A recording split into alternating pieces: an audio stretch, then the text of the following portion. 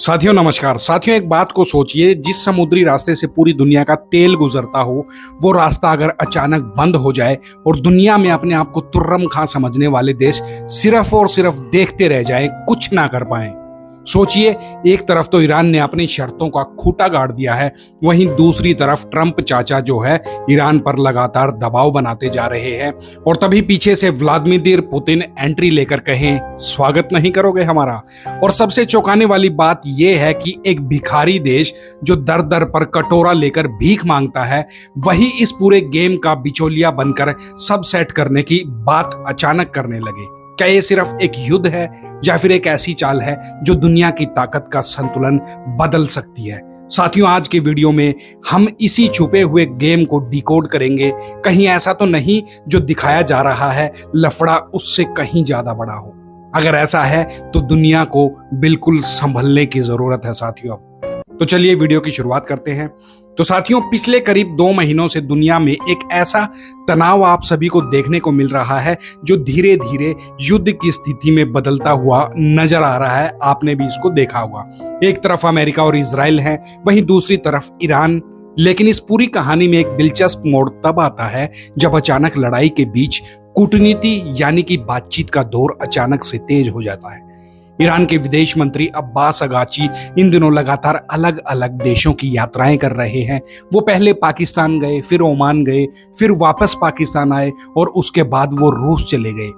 ये सामान्य diplomatic visit नहीं लगती है। सबसे हैरान करने वाली बात यह है कि खबरों के अनुसार उन्होंने सिर्फ 48 घंटे में 3 बार पाकिस्तान का दौरा किया। अब सवाल ये उठता है कि इतनी जल्दी यात्रा आखिरकार क्यों? इसका सीधा सा मतलब है कि कुछ ऐसी बातें चल रही हैं जो फोन या वीडियो कॉल पर संभव नहीं करी जा सकती। साथियों जब देशों के बीच में भरोसे की बात होती है या संवेदनशील जानकारी साझा करनी होती है, तब आमतौर पर नेता या मंत्री खुद जाकर आपस में बातचीत करते हैं। ईरान को यह डर सता रहा है कहीं इजराइल उनका फोन टेप करके सारा प्लान ना समझ जाए, और यही यहां भी होता हुआ दिखाई दे रहा है। इस पूरे घटनाक्रम में पाकिस्तान की भूमिका भी काफी अहम बन जाती है। पाकिस्तान एक तरह से मध्यस्थ यानी कि बीच का रास्ता निकालने वाला देश बनकर सामने आने की कोशिश कर रहा है। ईरान अपने संदेश पाकिस्तान के जरिए अमेरिका तक पहुंचाने की कोशिश कर रहा है, यानी पाकिस्तान एक कम्युनिकेशन ब्रिज की तरह वहां पर उन दोनों देशों के बीच काम कर रहा है। दूसरी तरफ ट्रंप चाचा लगातार ईरान पर दबाव बना रहे थे। उनका कहना था कि ईरान के पास ज्यादा समय नहीं बचा है और उसे जल्द से जल्द समझौता कर लेना चाहिए।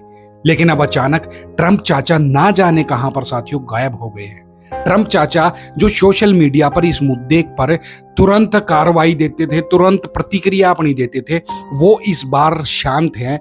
न जाने क्यों शांत है, ये भी एक बड़ा सवाल खड़ा होता है। इसी बीच ईरान ने अपनी तरफ से साफ कर दिया कि भैया बातचीत तभी आगे बढ़ेगी जब सबसे पहले स्ट्रेट ऑफ हॉर्मुज को खोला जाएगा, तभी बातचीत आगे बढ़ेगी।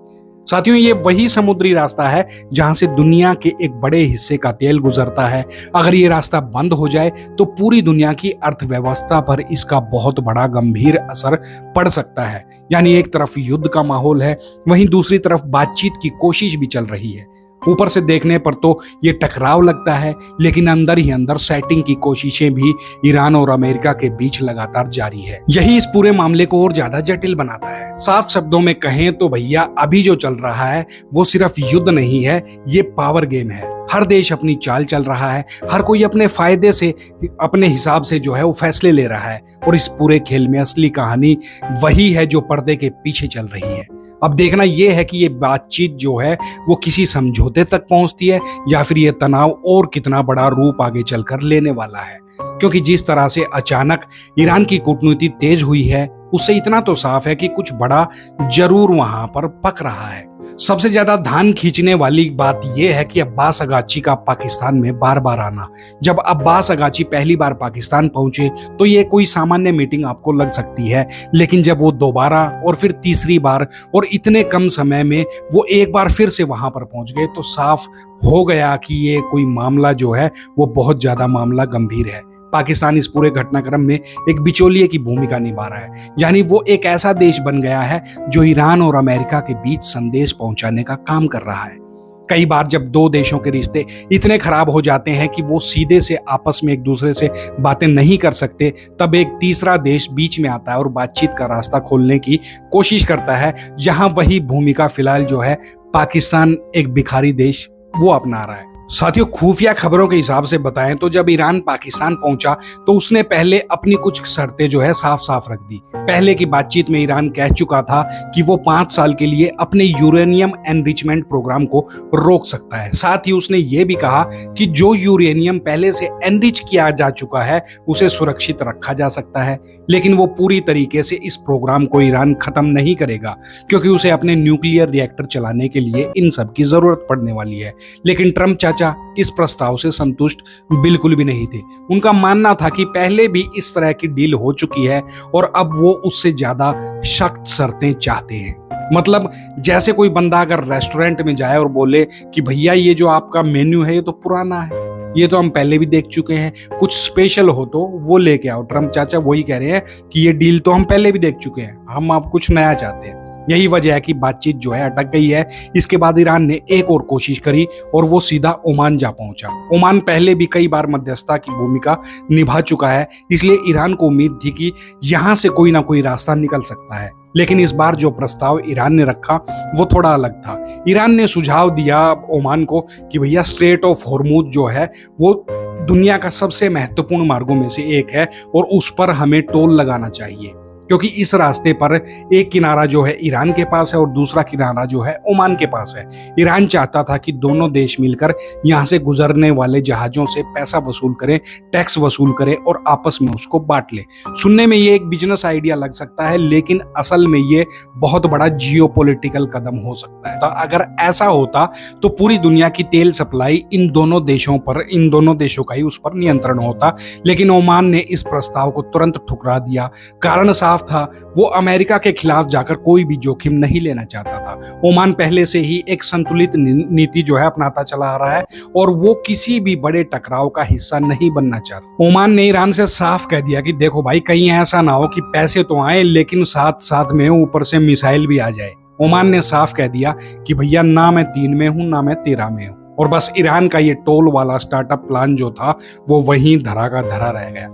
इस असफल कोशिश के बाद ईरान फिर से एक बार पाकिस्तान में लौट जाता है। इससे ये बात साफ हो जाती है कि पाकिस्तान अब इस पूरे खेल का अहम हिस्सा बनता हुआ नजर आ रहा है। पाकिस्तान से संदेश भेजे जा रहे हैं, यहीं से बातचीत की रणनीति तय हो रही है। पाकिस्तान इस पूरे गेम में ऐसा बन गया है जैसे व्हाट्सएप ग्रुप का जो एडमिन होता है वो खुद तो कुछ नहीं बोल रहा, लेकिन मैसेज जो है सबके वो यहाँ से वहां फॉरवर्ड कर रहा है। इस पूरे अध्याय से एक बात बिल्कुल साफ हो जाती है कि ये सिर्फ युद्ध नहीं है बल्कि एक गहरी कूटनीतिक लड़ाई है, जहां एक तरफ हथियार है वहीं दूसरी तरफ बातचीत और रणनीति भी उतनी ही तेजी से चल रही है। और पाकिस्तान जैसे देश इस खेल में कनेक्टर की भूमिका निभाने की कोशिश कर रहे हैं, वो भी इसलिए कि जो है उनका एक अपना ही फायदा है, पैसे मिल जाएंगे यहाँ से वहां से, यहाँ से वहां से। वो भी उसकी भी फिर किसी और वीडियो में बात करेंगे। पाकिस्तान जो है कनेक्टर की भूमिका निभा रहा है और जो इस पूरे मामले को और ज्यादा दिलचस्प भी बना देता है। अब कहानी का सबसे अहम हिस्सा शुरू होता है साथियों, रूस की एंट्री। अब तक जो कुछ हो रहा था उसमें रूस जो है सीधे तौर पर दिखाई नहीं दे रहा था, लेकिन जब ईरान के विदेश मंत्री अब्बास अगाची रूस पहुंचते हैं और वहां उनकी मुलाकात व्लादिमीर पुतिन से होती है तो तस्वीर जो है पूरे तरीके से बदलने लगती है। इस मुलाकात की सबसे खास बात यह थी कि रूस ने खुले शब्दों में ईरान का वहां पर समर्थन कर दिया। पुतिन ने साफ साफ कह दिया कि देखो भैया, ईरान अपनी आजादी और अपनी संप्रभुता के लिए फिलहाल जो है लड़ाई लड़ रहा है और इसी वजह से रूस इस संघर्ष में ईरान के साथ खड़ा है। अब ये सिर्फ एक सामान्य बयान नहीं था बल्कि एक बड़ा राजनीतिक संकेत था कि रूस इस पूरे मामले में अब सक्रिय भूमिका निभाने के लिए बिल्कुल पक्के तौर से तैयार है। ये बिल्कुल वैसा ही है जैसे दो लोगों की लड़ाई चल रही है और अचानक तीसरा बंदा एंट्री मारकर बोले कि भाई ऐसा है, इसको मत छेड़ो, ये मेरा भाई है और अब मैं इसके साथ खड़ा हूं, आप इससे दूर हो जाओ। बिल्कुल वैसी ही बात है। लेकिन यहाँ एक सवाल और उठता है, अगर रूस ईरान के साथ है तो उसने अब तक सीधे युद्ध में हिस्सा क्यों नहीं लिया? इसका जवाब थोड़ा गहराई में छुपा है। असल में रूस पर्दे के पीछे रहकर खेल रहा है, यानी वो सामने से लड़ाई में बिल्कुल भी नहीं आ रहा है, लेकिन पीछे से ईरान की वो लगातार मदद कर रहा है। ये मदद कई तरीकों से हो सकती है, जैसे तकनीकी सहायता, इंटेलिजेंस यानी गुप्त जानकारी और हथियारों की सप्लाई। जानकारी के अनुसार रूस ने ईरान को एडवांस ड्रोन टेक्नोलॉजी और सैटेलाइट इमेजेस उपलब्ध करवाई। इससे ईरान को यह पता चलने लगा कि अमेरिका के ठिकाने कहां पर है और कहां पर ईरान को सबसे ज्यादा प्रभावी हमला करना है। यही कारण है कि युद्ध के शुरुआती नुकसान के बाद ईरान ने अचानक वापसी करी और कई जगहों पर अमेरिका को चुनौती भी दे डाली। यहाँ एक और दिलचस्प बात यह है, जब रशिया यूक्रेन वार शुरू हुआ था तब ईरान ने रूस को शाहिद नाम के ड्रोन जो है वो दी थी, ड्रोनों की मदद करी थी।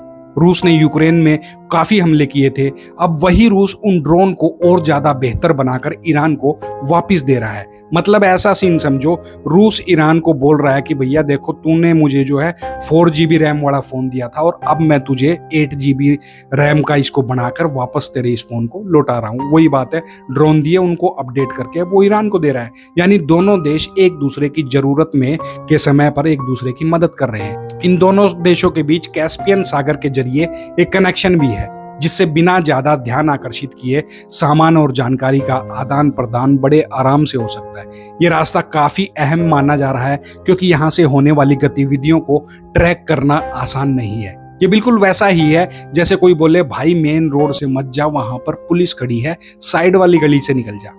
यानी कि कुल मिलाकर रूस सीधे मैदान में नहीं उतर रहा है, लेकिन उसकी मौजूदगी हर जगह पर वहां महसूस हो रही है। रशिया एक ऐसे खिलाड़ी की तरह है जो सामने नहीं दिखता है, लेकिन खेल की दिशा उसी के इशारों पर बदलती हुई दिखाई देती है। इससे अमेरिका के लिए स्थिति और ज्यादा मुश्किल होती हुई नजर आ रही है, क्योंकि अब उसे सिर्फ ईरान से नहीं बल्कि उसके पीछे खड़े रूस से भी मुकाबला करना पड़ सकता है। इस पूरे मामले का सार यही है कि ये सिर्फ दो देशों की लड़ाई नहीं है, अब इसमें बड़े बड़े खिलाड़ी भी शामिल हो चुके हैं। और जब बड़े देश इस तरह से पर्दे के पीछे सक्रिय हो जाते हैं तो हालात और भी ज्यादा जटिल हो जाते हैं। अब देखने वाली बात यही होगी, क्या रूस आगे भी इस तरह छुपकर खेल खेलता रहेगा या फिर खुले तौर पर मैदान में उतरकर इस संघर्ष को रशिया एक नया रूप दे देगा। अब सबसे बड़ा सवाल यही है, आखिर ये पूरा मामला जा कहां रहा है? क्या ये तनाव जल्द खत्म होगा या आने वाले समय में और बड़ा ये रूप ले सकता है? स्थिति को समझने के लिए हम दोनों पक्षों की हालात जो है वो हमें देखने पड़ेंगे। एक तरफ ईरान है जिसके पास तेल के बहुत बड़े भंडार हैं, लेकिन समस्या ये है अगर वो तेल नहीं बेच पाया तो उसकी अर्थव्यवस्था पर बहुत भारी दबाव पड़ने लगेगा। तेल निकालना ही काफी नहीं होता साथियों, उसे बेचना भी जरूरी होता है। मतलब ईरान के हालात ऐसे हैं जैसे घर में फुल खाना सजा रखा है, रसोई में पूरा खाना रखा है, मेहमान दरवाजे पर खड़े हैं मगर बाहर से जो है किसी ने ताला लगा दिया है। और जब समुद्री रास्ते जैसे स्ट्रेट ऑफ हॉर्मुज पर तनाव बना रहता है तो तेल की सप्लाई प्रभावित होना ये तो बहुत नेचुरल बात है। दूसरी तरफ डोनाल्ड ट्रंप है, जो ट्रंप चाचा है, वो लगातार ईरान पर दबाव बनाए रखना चाहते हैं। उनका मानना है कि ज्यादा समय तक दबाव डालकर ईरान को झुकाया जा सकता है। लेकिन अब स्थिति जो है पहले जैसी नहीं रही, क्योंकि अब इस पूरे खेल में व्लादिमीर पुतिन जैसे बड़े खिलाड़ियों की एंट्री हो चुकी है। रूस के आने से पूरा समीकरण जो है एकदम से बदल गया है। पहले ये लड़ाई सिर्फ अमेरिका और ईरान के बीच में लग रही थी, लेकिन अब ये एक बड़ा पावर गेम बन चुका है। अब अमेरिका सोच में पड़ गया है, भाई मैं तो एक को संभाल रहा था, साला ये दूसरा कहां से आ गया। अगर रूस ईरान को लगातार समर्थन देता रहा तो अमेरिका के लिए सीधे सीधे कार्रवाई करना बहुत मुश्किल हो जाएगा। अब यहाँ पर 3 संभावनाएं बनती हुई दिखाई दे रही हैं। पहली संभावना बनती है डील की, समझौते की। अगर अमेरिका और ईरान दोनों थोड़ा थोड़ा पीछे हट जाए तो एक नई डील उनके साथ हो सकती है आपस में। और इसमें ऐसा हो सकता है कि ईरान कुछ समय के लिए अपने न्यूक्लियर प्रोग्राम को सीमित कर दे और बदले में अमेरिका कुछ प्रतिबंध ईरान के ऊपर से हटा दे या स्ट्रेट ऑफ हॉर्मुज को खोलने के लिए सहमत हो जाए। और दूसरी संभावना बनती है लंबे गतिरोध की। इसमें ना तो युद्ध पूरी तरह से खत्म होगा और ना ही कोई समझौता होगा। दोनों पक्ष अपनी अपनी जगह पर अड़े रहेंगे और बीच बीच में छोटे मोटे टकराव पूरी दुनिया को देखने को मिल सकते हैं। ये स्थिति लंबे समय तक चल सकती है और दुनिया की अर्थव्यवस्था पर भी ये असर डाल सकती है। तीसरी संभावना है बड़ा टकराव यानी कि एस्केलेशन। अगर हालात और ज्यादा बिगड़ते हैं ईरान और अमेरिका के बीच में और रूस खुलकर ईरान के समर्थन में आ जाता है तो ये संघर्ष एक बड़े युद्ध में बदल सकता है और आपको देखने को भी मिल सकता है। इसमें कई देश भी शामिल हो सकते हैं और इसका असर सिर्फ एक क्षेत्र तक सीमित नहीं रहेगा। एक और दिलचस्प बात यह भी है कि रूस इस समय सिर्फ समर्थन ही नहीं दे रहा बल्कि अपनी पकड़ और भी ज्यादा मजबूत कर रहा है। खबरें ये भी कहती हैं कि उसने अपने प्रभाव का इस्तेमाल करके कुछ जहाजों को सुरक्षित रास्ता दिलाया। इसका मतलब ये है कि इस क्षेत्र में उसका असर भी अब धीरे धीरे बढ़ रहा है। कुल मिलाकर ये सिर्फ एक युद्ध नहीं है, ये एक शतरंज का खेल है जहां हर देश अपनी चाल बहुत सोच समझकर चल रहा है। कोई भी जल्दबाजी में फैसला नहीं लेना चाहता क्योंकि एक गलत कदम पूरी दुनिया को प्रभावित कर सकता है। तो साथियों, कुल मिलाकर ये कहानी जो है वो नेटफ्लिक्स की सीरीज की जैसी हो गई है जिसकी एंडिंग का कोई पता नहीं है, किसी को भी पता नहीं है। अब सवाल असली यही है, क्या ये मामला बातचीत से सुलझेगा या फिर दुनिया एक और बड़े संघर्ष को, एक युद्ध को की तरफ जो है पूरी दुनिया बढ़ रही है। आने वाले समय में जो भी होगा वो सिर्फ इन देशों के लिए नहीं बल्कि पूरी दुनिया के लिए ये मायने रखने वाला है। तो साथियों, ये थी आज का जो कंक्लूजन हमारा, जो हमने रिपोर्ट बनाई थी। तो साथियों, ऐसी ही आप पूरे वर्ल्ड की न्यूज़ के लिए जो भी इस टाइम वर्ल्ड की करंट न्यूज़ चल रही है उसके लिए आप हमारे चैनल को सब्सक्राइब करें, क्योंकि हम जो है बड़ी खोज के खबरें लेके आते हैं आपके लिए। तो जो साथी नए हैं हमारे चैनल को सब्सक्राइब करें, वीडियो को लाइक करें और अगर हो सके तो भैया शेयर भी कर देना और कमेंट जरूर लिख देना भैया कि आपको हमारे वीडियोज़ कैसे लगते हैं। तो मिलते हैं आपसे अगले वीडियो में, तब तक सुरक्षित रहिएगा, मज़े से रहिएगा, आनंद लो जीवन का।